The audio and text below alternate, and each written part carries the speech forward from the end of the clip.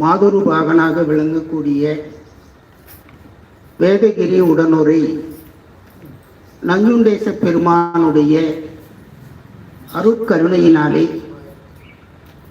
இன்றைய தினம் 106வது வாரம் சோமவார வழிபாடு இறைவனுடைய பெரும் கருணையினாலே தொடர்ந்து சிந்திப்பதற்கு இறைவனுடைய திருவருள் கூட்டியிருக்கிறது. இன்றைய தினம் தில்லை சிதம்பரம் என்று சொல்லக்கூடிய அற்புதமான ஒரு தலம். இந்த தலத்திலே அருளாளர்கள் அருளி செய்த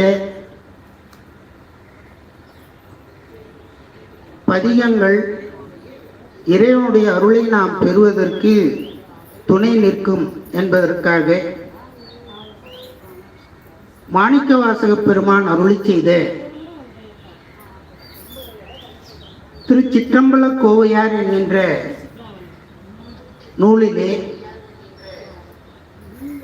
400 பாடல்களை அருளி செய்த மாணிக்கவாசகர் பெருமான் அதை தொடர்ந்து நாம் சிந்திப்பதற்கு இந்த அப்பர் மடத்திலே இறைவனுடைய திருவருளானது கூட்டியிருக்கிறது.